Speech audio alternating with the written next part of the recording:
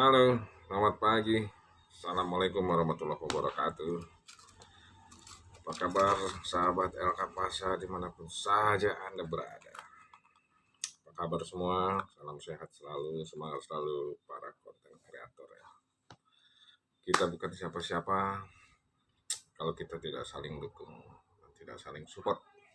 Karena kita bukan public figure, bukan pengusaha ataupun artis yang gampang ditemukan, yang gampang dicari konten-konten mereka. Kita hanya remahan rengginang. Kalau kita tidak berkaya dan tidak saling support, maka akan susah. Karena kesuksesan itu tanpa bantuan orang mau kosong.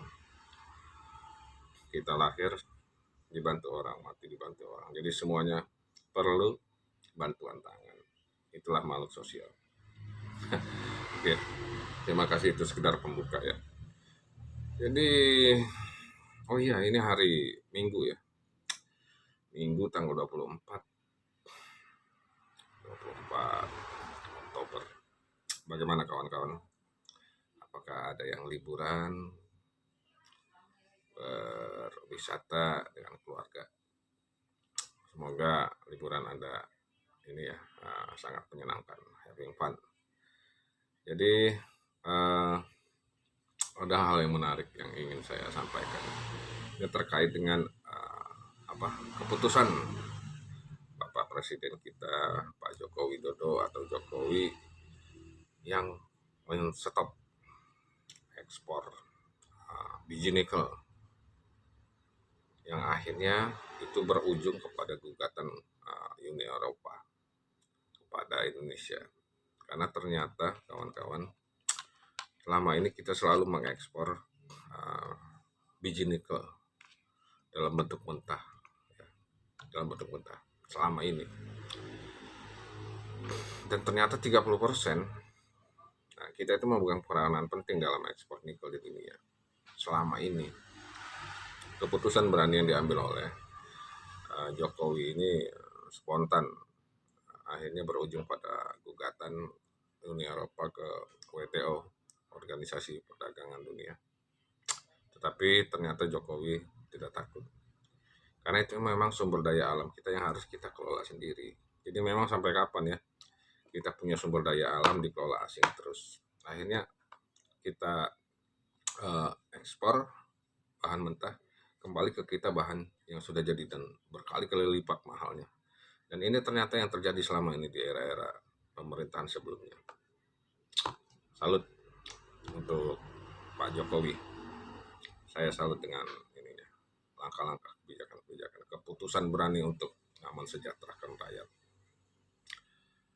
Jadi memang per Januari biji nikel dalam bentuk mentah memang sudah tidak boleh lagi diekspor ya. Hanya yang sudah diolah yang boleh diekspor, ya kan? Dan ternyata keputusan ini membuat industri baja di Uni Eropa itu goyang, bahkan bisa jadi collab, ya kan? Kalau mereka mau biji nikel kita itu dalam harus bentuk setengah jadi, ya kan? Nah ini rencana malah ada, bukan rencana tapi memang udah harus pembangunan smelter khusus untuk tambang itu ya. Kalau itu sudah ada, akhirnya kan bisa menyedot lapangan pekerjaan. Nah itu artinya keputusan yang sangat luar biasa dari Pak Jokowi. Dia ingin masyarakatnya sejahtera, ya kan. Berarti sebenarnya kemana selama ini sumber daya alam kita yang begitu luar biasa, yang begitu banyak diincar oleh dunia? Kalau langkah ini diambil dari dulu, berarti kita ini sebenarnya sudah menjadi negara maju, kawan-kawan. Karena memang sumber daya alam kita melimpah, ya.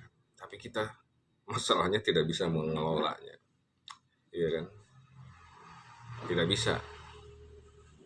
Tapi itu mungkin menyangkut keputusan politik ya. Kalau soal tidak bisa, sebenarnya mungkin bisa. Tapi itulah para para pemimpin ini mungkin sebelumnya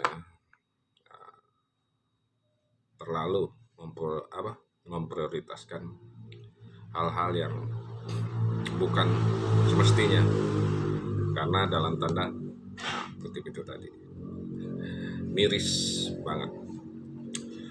Jadi Presiden Jokowi itu memang menegaskan tidak ada lagi ekspor bentuk nikel dalam bentuk bahan mentah atau raw material ya. Kebijakan ini akhirnya memang berujung pada gugatan terhadap Republik Indonesia oleh World Trade Organization atau WTO. Tapi Bapak kita, Pak D, dia nggak takut. Kata dia meskipun digugat, tenang aja, nggak apa-apa. Kan nikel-nikel punya kita, barang-barang kita. Makanya akan kita jadikan pabrik di sini. Dan itu hak kita. Nah, itu kata beliau pada saat memberikan arahan pada program pendidikan di Lemhanas. Dan Jokowi juga memastikan bahwa tidak akan mengundur. Dia akan memilih menghadapi gugatan tersebut. Ya, pemerintah akan menyiapkan pengacara-pengacara yang mantap, ya kan, untuk melayani gugatan itu.